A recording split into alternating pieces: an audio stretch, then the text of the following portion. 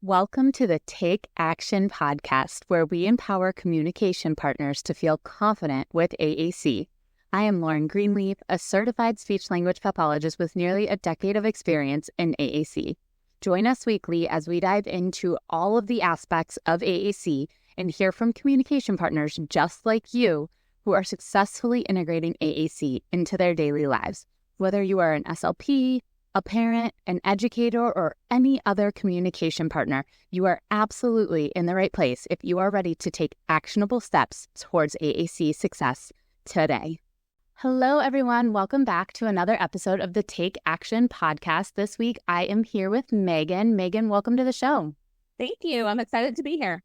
I am really excited to chat with you today because we are going to be talking all about AAC and literacy, which is a hot topic, and people always have lots and lots of questions because we know it's important for our AAC users, but people don't really know how to start or where to start, and we're going to dive into some of that today. But before we do, can you tell us a little bit about yourself and your journey with AAC? Yeah, absolutely. Like you said, my name is Megan Stewart. I'm a speech-language pathologist. I have been for over 20 years. I can't ever remember the exact number. But my journey with AAC pretty much started right away in grad school. I had a wonderful professor that was very much into AAC and complex communicators.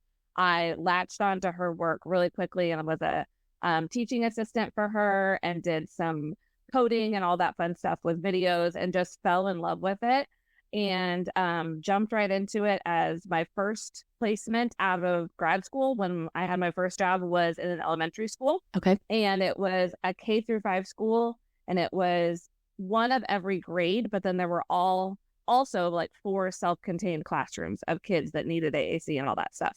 So from there, it just kind of took off, and I never really wavered. That's just been my passion to work with those kids. I've had lots of experiences with hippotherapy, home health, private practice, all the things, schools, and I've just always had AAC users on my caseload. So it's been wonderful. That's awesome. And it's nice to meet a fellow grad enthusiast, like, because I got introduced in grad school too, and I latched on to my supervisor and was like, this is what I want to do. I'm going to find a way to do this because it was just so fun. And there's something so powerful about being able to provide this tool to our individuals that we work with. Yeah. What age ranges have you worked with then? Primarily pediatric. I did have to do, as a grad student, an externship with the adults. I just knew from the beginning that was not my wheelhouse.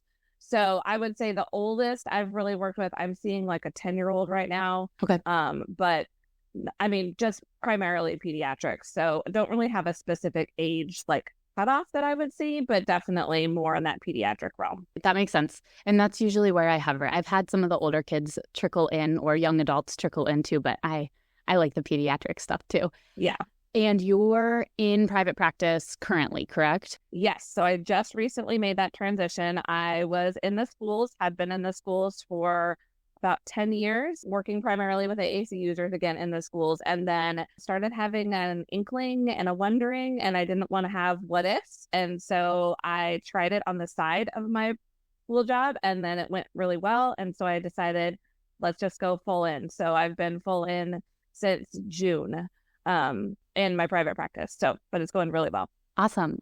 We actually have very similar timelines because I did it, like I said, too, or like you said, on the side for a while, it's very scary to like just stop a full-time employment position that your family is usually relying on to some capacity. Yes. So we built up the similar way. Yeah. So let's dive into this literacy piece. So first and foremost, let's address, why is literacy so important for our AAC users? Absolutely. That's my favorite question because it seems like it's something that if we're providing AAC, then why do we need to do literacy as well, right? Yeah. But then if you think about it, those devices, they're built from like birth to death. So there's like a ton of vocabulary in there, but it may not be where you can find it readily, or it may not be exactly what you want to say. Mm-hmm. So by teaching kids literacy and the ability to read, write, spell, use that all those letters of the alphabet, then that's when they're truly able to say whatever they want to say, whenever they want to say it. So it really opens up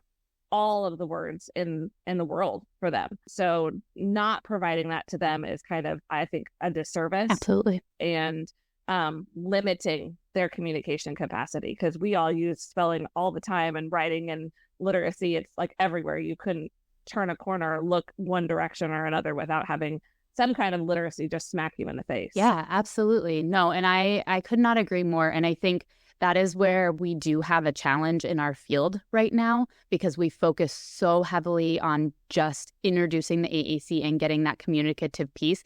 And we forget that literacy piece is going to be so important for these kids. Yeah. As they get older and as they need access to more vocabulary. I mean, I think about myself when I'm modeling, there are tons of times that I can't find a word, or that the word is like buried somewhere, or not even on the device itself. Right. And I think the irony of all of it is we go to the word finder and type it to see if we can find it. And we're using those literacy skills right there as our problem solving. And we should be able to be teaching that problem solving to our kids too. Absolutely. And I've had actually some students that have found the keyboard themselves before I've introduced it. Yeah. Which I typically introduce it pretty early on.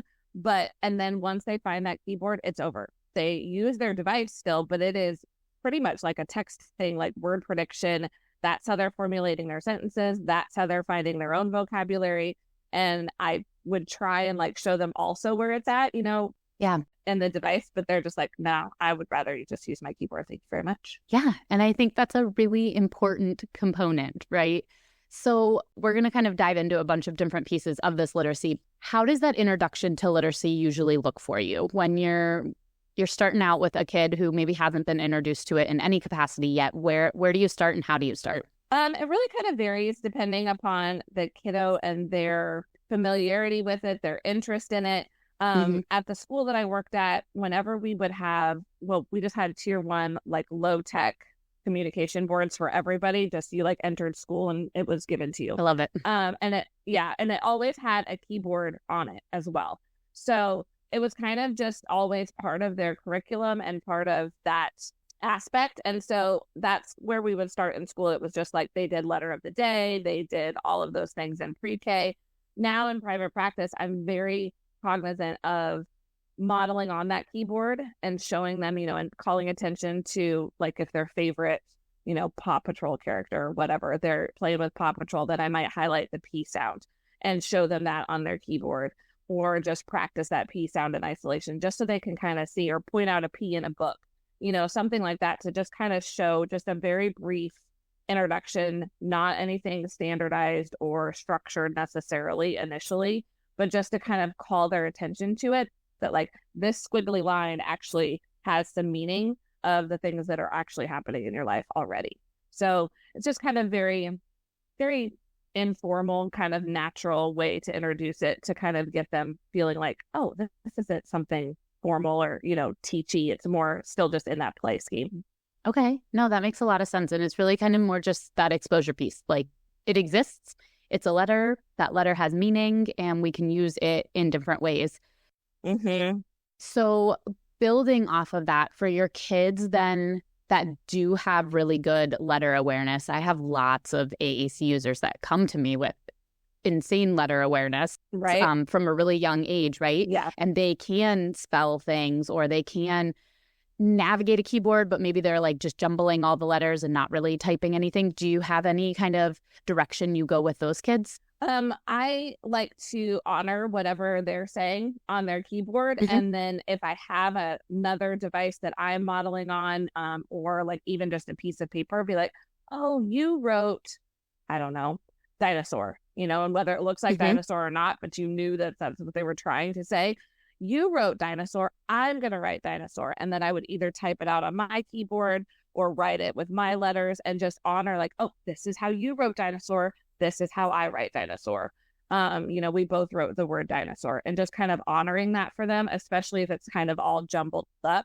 And then, if they're typing words that we think, might just be kind of random because they like them, or it's part of a gestalt that we haven't learned yet, or something like that. Again, just honoring it and trying to like assign meaning to it. I'm using my quotation fingers, but like not making it like it has to be that. Like, I wonder is one of my favorite words, phrases to use with them, to be like, I wonder if you were thinking about this when you wrote this. Yeah. So kind of just making sure that it's honored for them, and then kind of trying to build off of that, but still follow their lead if they look at me and they're like, that was absolutely not what I was trying to say, Yeah. or something like that. So again, just kind of very following their lead, but then wanting to expand upon it to continue to build those skills. And I have done some structured like literacy tasks with kids before, Okay. but that's kind of like further down the road after they feel comfortable with using that. And if they show a need that they're interested in that. So yeah, I really like that though, because that goes hand in hand with our like attributing meaning and honoring communication and not placing words in the individual's mouth, for lack of a better way to put it. Yeah. Because that's what we do with all the symbols, right? We're trying to find all those connections. It doesn't have to be any different with the letters and the words they're creating. We can use those strategies and skills simultaneously. Absolutely. Absolutely. Yeah. Awesome. I really like that.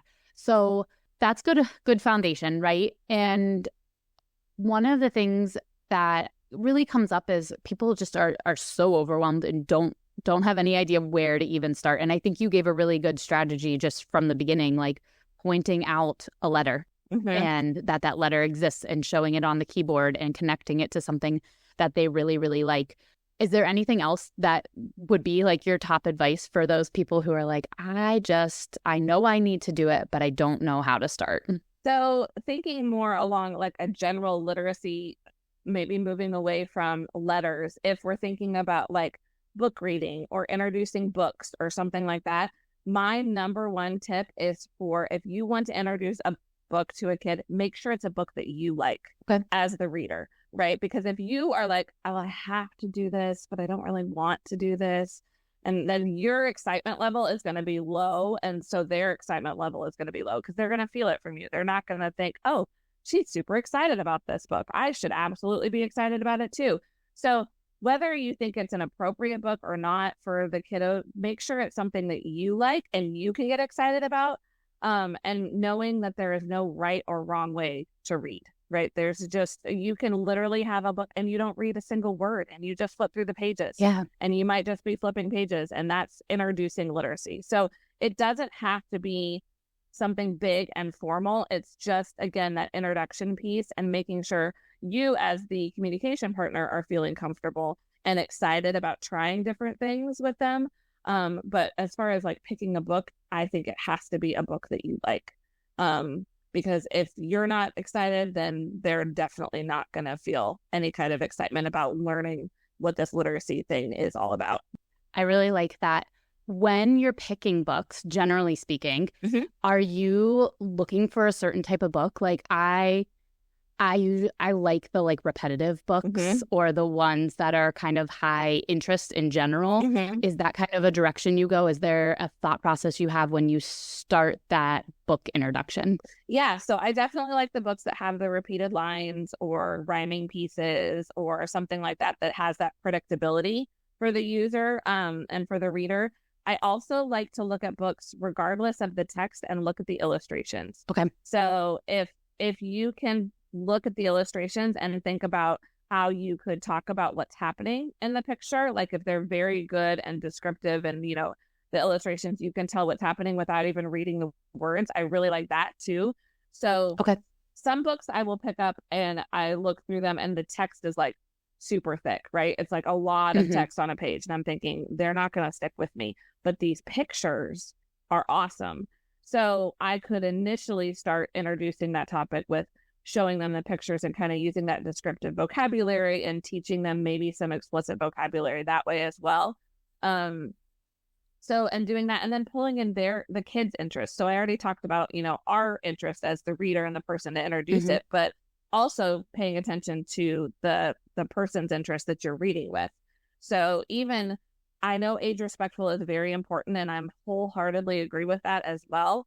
However, if we're trying to get buy-in initially, I don't think that there's anything wrong with reading a Paw Patrol book or a Peppa Pig book with a kid that normally, again, quotation fingers, would be outside of that age range. Yep. Because that's how we're going to get that buy-in, that then we can branch off of it should we need to go to more age respectful and age appropriate things. So those are my primary tips about how to kind of introduce that and feel comfortable with it.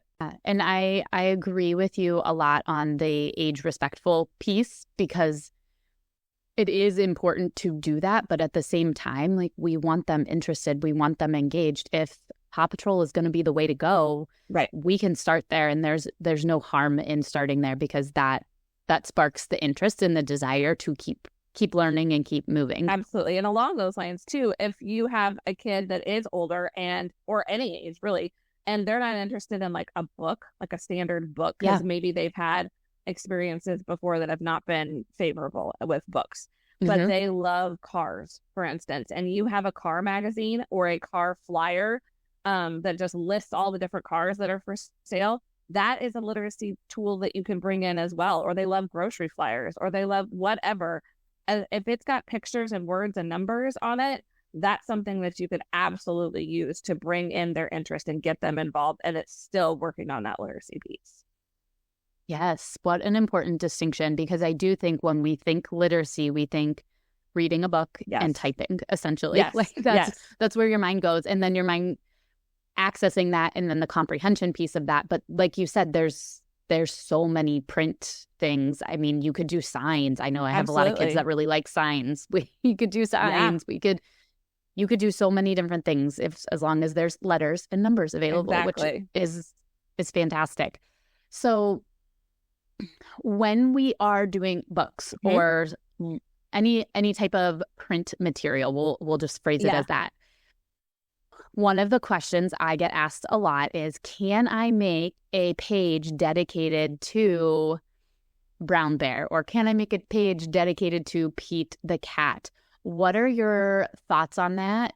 Is there a place and time for it? What do you think? I definitely think that there's a place and time for it. I think that that's a very delicate balance to walk. The teachings of Gail Van Tatenhove that teach us about descriptive teaching, I think, are extremely important and extremely good to use. But I've also heard some parents, actually, I had a conversation with Kim Rankin, Nathaniel's mom from Hold My Words, that she has done kind of a mixture of both, and definitely done some explicit vocabulary teaching, and has seen that been very successful and very helpful, because if we don't understand what a word is, then it's hard to use that descriptive teaching to describe that word.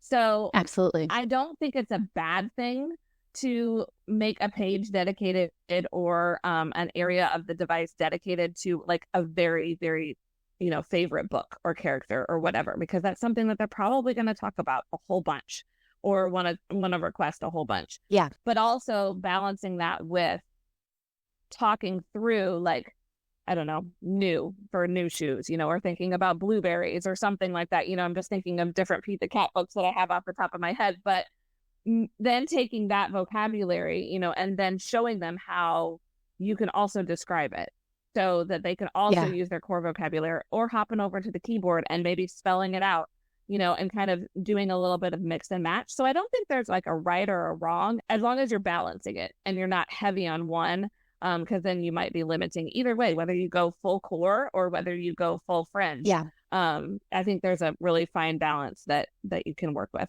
there. Yeah. And I completely agree with you. I think to a lot of our kids who really, really like books in general could have hundreds of book pages if you went that direction.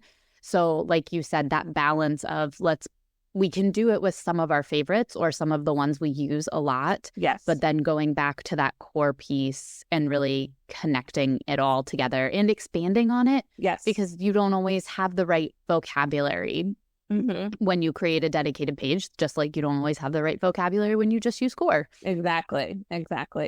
We're going to backtrack just a little bit. Sure. Can you explain to everybody what descriptive teaching is? I can't remember if we've talked about it on the podcast or not. I know I use it a lot and share it with everybody a lot, but can you kind of briefly overview what that actually is? Absolutely. So descriptive teaching is kind of like, if you think about, when I like to analogize it to the tip of the tongue phenomenon, when you have a word in your brain, but you can't get your mouth to say it for Yep. you. And you start describing it. You're like, it's big, it's hot, it was over there, I liked it, I didn't, things like that. So you just start describing it. So another way when I've done some trainings for staff and things like that, if you think about specific words, like you were talking about specific vocabulary and like the word volcano, okay, that may come up in text, it may come up in classroom assignments and things like that, but it's not a word that we use typically throughout our day.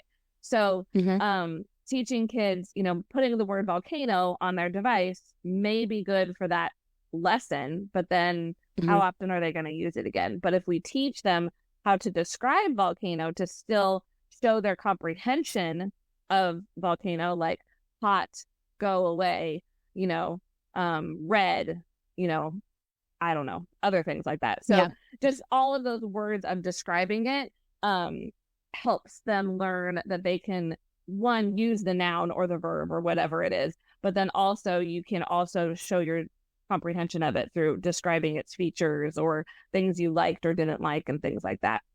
Yeah. And it's a really powerful strategy to teach. And it is something that I do think at times needs a little more direct instruction versus kind of just modeling it, though you can just model. It's nice to have the balance of, okay, we're going to look at this word today, and this word is these different things, and this is how we can do something like that. Absolutely agree. Yeah. And I use that strategy a lot with teaching teams that come to you and say, I need all of lesson 3 vocabulary in their device by tomorrow. Exactly.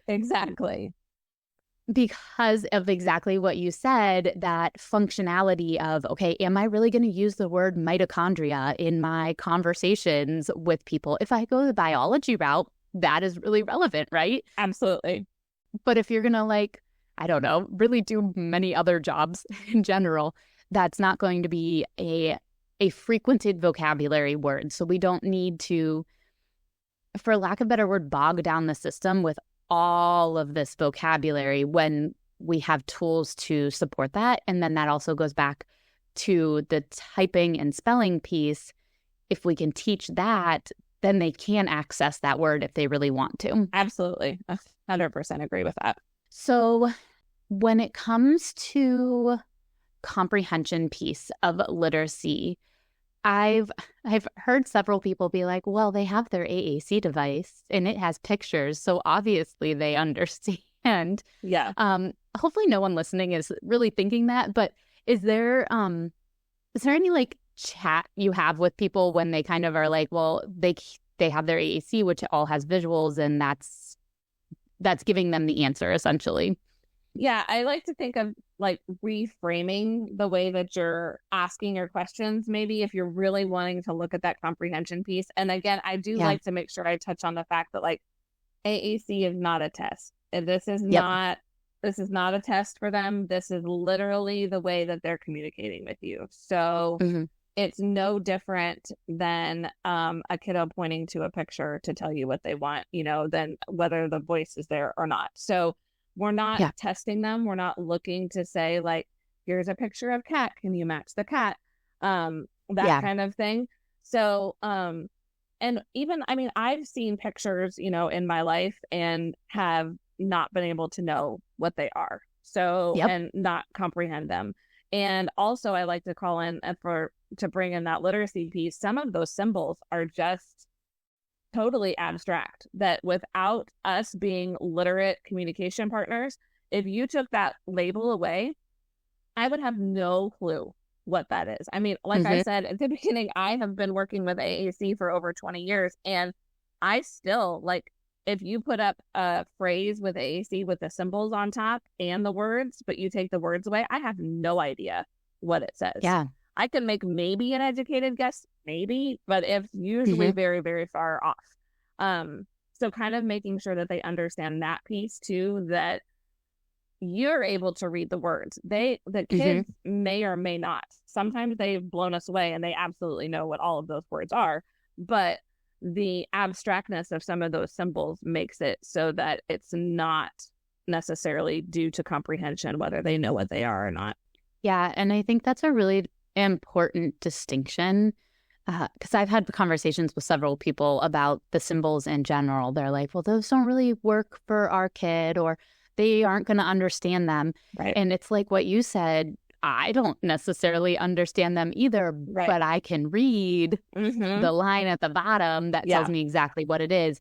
So part of the literacy piece in an AAC device is also teaching those symbols because they are unique symbols for specific words. Absolutely. Absolutely. And that's where I like on most AAC systems, they have that word prediction in that keyboard so that you can teach, the is, for example. I mean, that's like way down the road that you would probably be teaching is discreetly, but that's one that I know is just a very abstract symbol that if you took the text away I would have no clue what it was. But you could teach, by going to the keyboard and typing those in. And then usually in word prediction, you'll have the symbol and the label there or the text. So then you can kind of teach it that way as well. But yeah, it can be very confusing. Yeah. And literacy in general is abstract. Like there's so much abstractness to all of it, especially the letters, right? And the sounds that go with those letters. So there's so many different pieces that we're navigating and trying to learn. So let's kind of break down a little bit. So I know you do some early intervention now too. When obviously we're not expecting our early intervention kids or really even our preschool kids to start reading, we're doing more exposure. What are your go-tos for them? Is it book introduction mostly? Mostly, yeah. Mostly book introduction or pulling any labels off of toys that they might have. Or, if, again, going back to symbols, a lot of those early learning toys will have, different levels. And some will have music instrument or music notes or a book or, and teaching them what those different symbols mean just by exposure again, right? So if they need it just on, for example, we've got lots of different ways that are symbols for on and off the words or, sometimes that line or a circle. So teaching them those different things and introducing literacy that way. And it's a lot of parent coaching too at the early intervention level and being able to share with the parents different ways that they could incorporate language and communication. But then also, when you've got different animal sounds and different vehicle sounds and things like that, being able to pull in wordplay, sound play, things like that. Like the whole apples and bananas song is a favorite, just because it's not even directly teaching you that you can change vowels, but it's those are just fun things to say and to hear people say, even if I can't say them yet as a child. But again, non-formal, but definitely just pulling in what's in their environment and really calling attention to it for the parent's sake as well as the child's. Yeah, no, and that makes a lot of sense. And I've actually never thought about all the symbols on the little toys, but as soon as you said it, I was like, you're right. There's different levels on almost all of them. There's the different volumes. One has the extra lines from it. The other one has the slower, less lines. Yeah. So that's some really good symbol awareness. And I think the important thing here is in that age group, we really are just exposing. There's not really any direct teaching component to it. You're not sitting down and showing them flashcards of the different locations. Yeah. It's showing it in play and making sure the parents know how to talk about it and incorporate it. Exactly. And then there's, also on those early learning toys, a lot of attention called to shapes, numbers, colors. So that's a nice way to pull in that fringe vocabulary too and show, not only if you're working with a device, not only the parents how to navigate to that, because that's typically what little ones like to talk about a lot of the times, right? It's those first words, whether they're speaking or not. So being able to pull those in and showing how the parents can navigate to those different, and then the kids usually pick it up pretty darn quickly too. Yeah. So moving towards school setting, and I'm just going to do school setting as a whole. Sure. What supports can SLPs start to help really teachers integrate and paraprofessionals integrate so that everybody is working on that literacy piece? Not necessarily in a direct, I'm going to sit down with you and teach you, but what environment can we be creating to help encourage that literacy piece?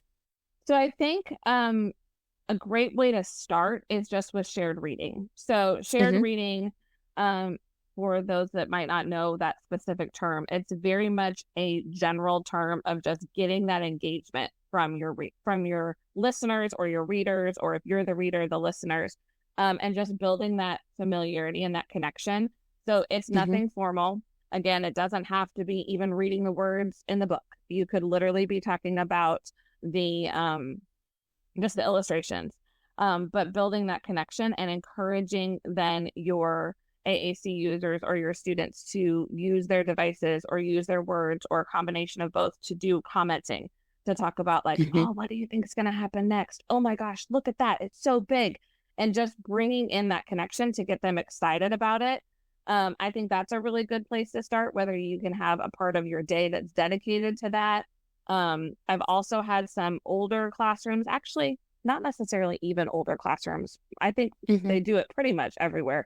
But where they had independent reading times, where it might have been like a transition time where some students might be finishing something a little earlier, or it might be a bathroom time or something like that, where they have free access to their bookshelf in the classroom and they can just go over and pick whatever book they want and flip through it. So just providing that exposure for them. Yeah. I also, if you're looking for something that's a little bit more like specific and structured, using the letter of the day strategy rather than the letter of the week. All of these strategies, I will tell you, is from, I don't know if everybody's familiar with it, but there's a book called Comprehensive Literacy for All by Karen Erickson and David Copenhaver. Mine is covered in highlights and Post-its, and every time I read it, I get something new out of it. So if this is something that's interesting to you, I would highly encourage you to check that book out. And in that book, they lay out specific strategies for letter of the day and specific sequences and everything like that. But it really has helped, and I have seen so much growth from our kids being able to get direct instruction on the letter of the day, show them how it's used, talk to them about how it's said, show on their device, all the things, and then just recycling through that consistently. That's a really nice structured activity that we've seen a lot of success with our users. Yeah, I'm so happy you brought that up, because most situations that I've ever been in do letter of the week. Yes. And I feel like that's pretty standard across the country. Absolutely. Letter of the day specifically allows you the opportunity to actually get to the words the letters every 26 days. Yes. Where when you're looking at letter of the week, you might not hit the letter Z until 26 weeks in. Exactly. That's when I read that, I was like, wow, this makes so much sense. Now we're exposing them, and they have a recommended order to introduce them and all this other kind of stuff. That book is amazing. There's so much wonderful stuff in there. It's fantastic. Yeah. I recommend everybody goes to get it. Yeah. Or rent it from the library, find it wherever you want. And they have a website too, and you can get information off of their website too. Absolutely. And I mean, if you hear letter of the day and you're like, oh my gosh, that's so much to prep and all the things, it's really like the shortest little lesson ever. And it's like this short little explicit teaching lesson, and then you can meld it into other things. So like I've had classroom teachers use the shaving cream, using pudding, having the kids write the letter, doing letter of the day crafts, where then you're able to bring even more teaching. The kids don't really know that they're learning. They're just, they're making a craft that's super cool. And I'm doing the letter K and I'm putting keys on it, or I'm drawing keys or whatever. So don't be overwhelmed by that. Try hard not to be overwhelmed by that. And know that it gets easier as you do it, but also it doesn't have to be this long drawn out thing. It could be 5 minutes. Yeah. And I like to think too, when you're doing letter of the week already, you likely have a letter activity for every day that week. Exactly. So then you can just pull your Monday activity for September and your Tuesday activity for October. Absolutely. So you don't have to reinvent the wheel. You can use all of the things you've already been using. You're just increasing the exposure to those letters more frequently. Absolutely. And you can repeat things. Kids love repetition. That's how they learn. So we as adults might get bored with it, but kids absolutely love it. I mean, if you have your own kids or you babysat kids, think about how many times you read the same book over and over and over again, or sing the same song over and over. And that's how they learn. They love that. So don't be afraid to repeat things. It's awesome to do that.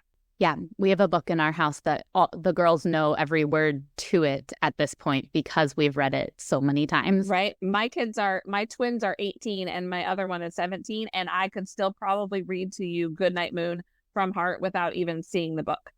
Right. Because they read it so often. So it's something that is good. It's good to repeat. Yeah.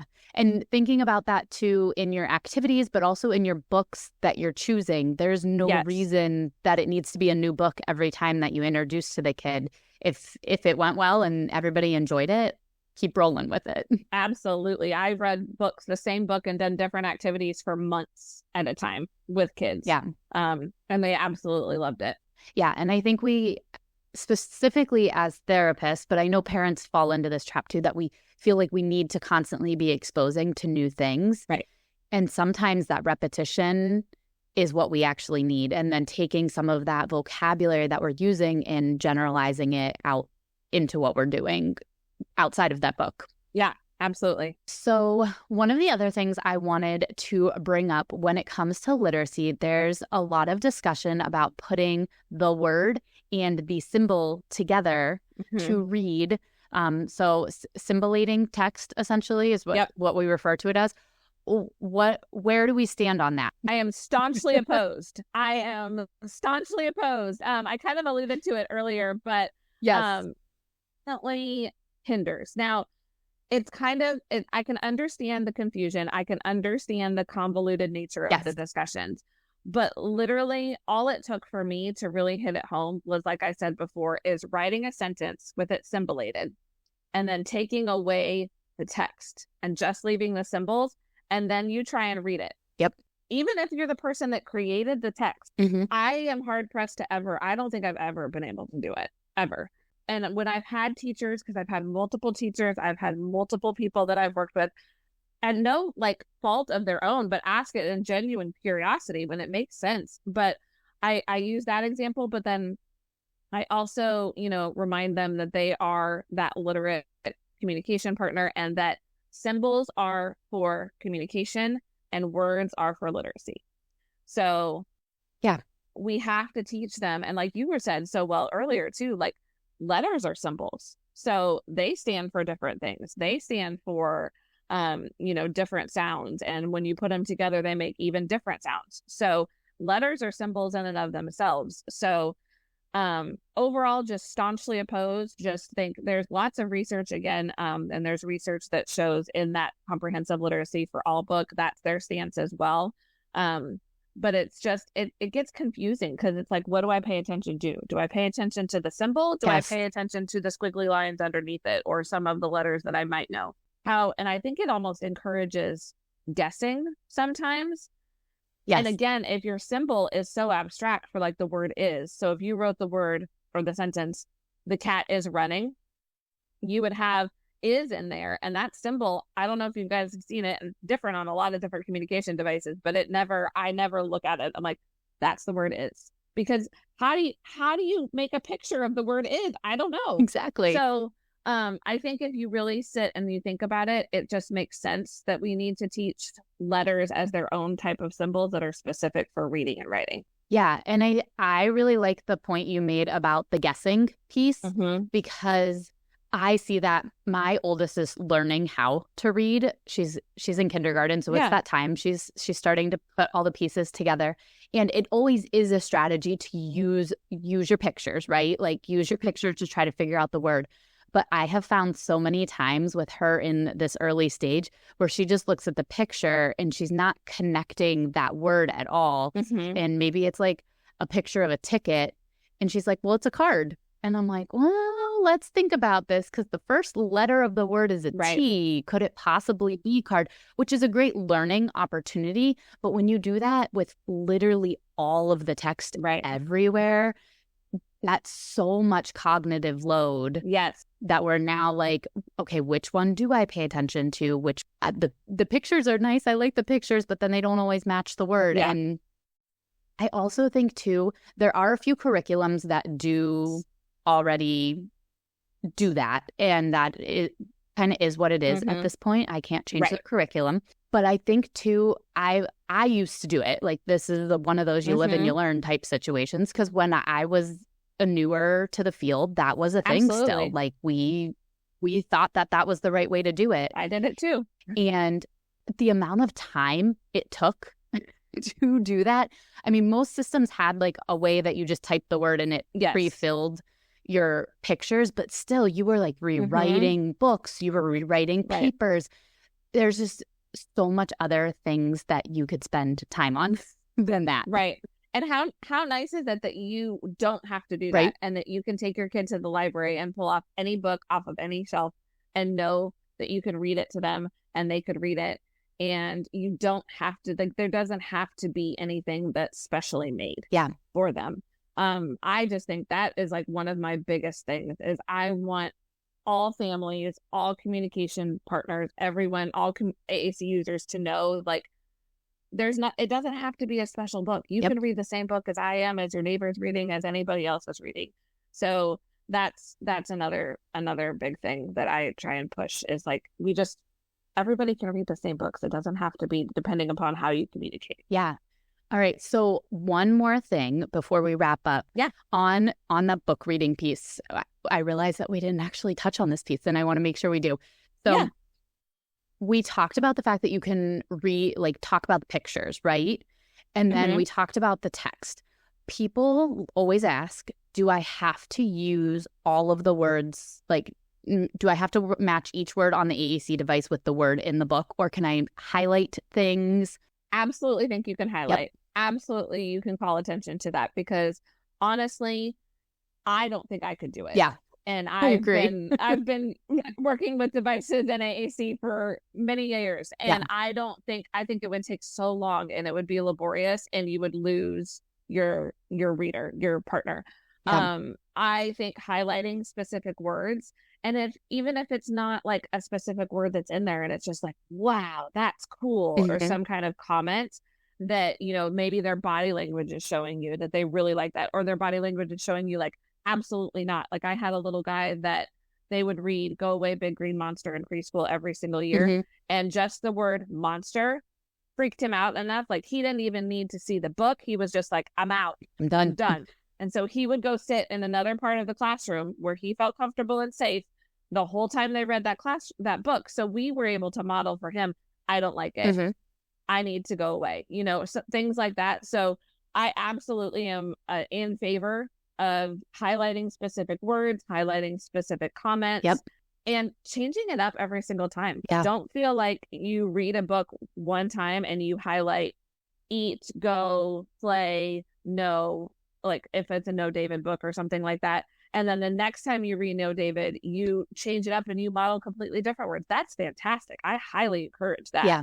Because then it shows the flexibility of being able to read and different words and things like that, and makes them understand that there's no right or wrong. Again, like I said before, there's no right or wrong in reading. So highly encourage the highlighting, and discourage trying to stress yourself out and try and do every word, because that would just be, even thinking about that gives me heart palpitations. I'm like, I don't think I could do that. I would feel so stressed. I wouldn't enjoy reading. Yes. I like to relate it to the books that have the sound effects on the side of them, right? The pictures that have, you can press, I'm thinking of like a farm book that we had. So you press the sheep and it baas, and then you press the horse and it neighs. It's the same type of thought process of, I'm going to read a few words and then that picture is going to appear and I press the side button. Yes. But also adding to what you just said, keeping it flexible, and it doesn't always have to be just those 6 words that you're using every time you read the book. Right. You want it to fluctuate and move around, but ultimately that's kind of what you're doing. You're reading a few words and then highlighting one, and reading a few more words and then highlighting one. Yes, absolutely. Yes. Oh, I love this conversation. It's such a great conversation, and so important. And even more important that we understand that literacy isn't this like one single thing. There's so many branches to what literacy is, that exposing to a book and exposing to letters and exposing to print material in general and sounds and all of those different things are really, really important for all kids. Absolutely. It's not just like, I always preach that communication is not like a time in your day. It's not like there's communication time. It's all day, every day. So is literacy. It's not, now, they teach literacy or they teach ELA or English language arts. That's a completely different situation. But like, again, like I said earlier, if you look at the room or the area, or if you're on a walk or wherever you're at while you're listening to this, I guarantee you that if you just started looking and started really paying attention to the literacy aspects that are around you, they're everywhere. Absolutely everywhere. So I really like that distinction, that is not just a specific time. It's just all day, every day. Yeah. And I think the other important thing that we've highlighted throughout this whole episode is that it doesn't have to be directly taught, because I do think literacy is often like, oh, well, we need direct instruction. And there absolutely is a place for that. Yes. I very firmly believe there is times when we do need to directly instruct on literacy components. But so much can be done just through your natural everyday experiences that are fun and playful and don't need that direct instruction piece. Right. Absolutely. 100%. There's a place for everything and a place for both, for sure. But to make sure you're having fun, and you can't have, I don't think you can have fun if all you're doing is that explicit instruction. So there's definitely a time for it, but the balance is key. Absolutely. Totally agree. All right. So we're going to wrap up. Where can people find you to keep learning with you? Yes, thank you. I am on all of the socials at SENSEAble Literacy. I'm going to spell it out because there's a little bit of a different spelling for it, and there's a reason, I'll tell you. But you can spell it SENSEABLE, literacy. And I named it that way because I love sensory experiences, and I really think that helps bring home the connection piece between literacy and everybody's life. And then I put the able in there because I believe everyone is able to learn how to read and write. So putting those together, and of course the literacy piece. So on Instagram, Facebook, all the places as SENSEABLE Literacy. That's pretty much how you can find me. You can find links to join my email list, which I've been honestly slacking on, but I'm getting back into it. With starting this new private practice, I've been a little bit in the weeds, but definitely love sharing information that way as well. So happy to answer anyone's questions there, and I look forward to chatting with everyone there. Yeah, Megan and I have been following each other and Instagram friends for a very long time at this point. Absolutely. So it is nice to finally virtually meet to chat in person. And she has wonderful, wonderful content. And I just love seeing other people do AAC, because I learn more every time I watch somebody else do and share. 100%. I actually didn't know the meaning behind your name, and now I like it even more. I knew you. See, I knew you from your old name, right? You used to have a different Instagram handle. I did. So yes, I did. A pleasant change. I like it. Yes, thank you. And that's what I've named my private practice, and all of the things on my website are also branded under that. So perfect. And we will make sure it is in the show notes for anybody who is like, I didn't write it down and I can't find it. You're right. It will be there. You can just click on it and go follow Megan and keep learning. But Megan, thank you so much for being here. I really enjoyed this chat. Absolutely. Me as well. I know we could chat about this for a long time, but it's nice to chat with a fellow AAC and literacy enthusiast. So thank you very much. Yes, absolutely. Well, everybody, that was such a wonderful episode. I love talking to Megan. Like I mentioned at the end of our recording, her and I have been Instagram friends for a while now, and I just love all of the literacy content and AAC content that she shares. And today she gave you guys some really, really practical ways to seamlessly start putting literacy into your AAC practice, because it is so, so important. Like she mentioned at the beginning of the episode, that our kids have access to literacy skills. They are all around us. They are all around the world. Everywhere you look, you see some type of literacy component, and making sure our kids have access to that and understand that in their lifetime is very, very, very important, and something that we should, as parents, be encouraging, as teachers be encouraging, as SLPs be encouraging. So my take action step for you today is pretty broad, but I want you to take one of the ideas that we talked about in today's episode, whether that was highlighting letters or picking books or doing that shared reading or talking about descriptive teaching. There were a whole bunch of other things we talked about. So pick one of them and try them this week. There is so much power in teaching that literacy, and the best way to do that is by showing and doing and sharing all of this. And it doesn't have to be direct instruction. It doesn't have to be that explicit instruction. It can be play-based. It can be fun. It can be child-led. And like we mentioned throughout the entire episode, there's absolutely a balance in all of these components, right? Sometimes you are going to need the explicit instruction. Sometimes you can just do the play-based child-led. And that goes for everything we talked about today. There's going to be a time and a place for certain things. So don't get caught up in that piece. Pick one of the strategies we talked about today and try that. So I did want to remind you guys that we do have the Take Action podcast resource library. So if you've been following, every episode has its own handout, and the entire year of 2024 is $25 total. So you can get all of the resources from all of the episodes, and it's basically $1 a resource is what it turns out to be. So you can go ahead and find that link below, and you will get access to all of 2024. So there's been some really, really good handouts and really helpful insights and worksheets for you to help and support your AAC users and parent coaching and team support. So head over, check that out, and I will see you guys next week on the Take Action podcast.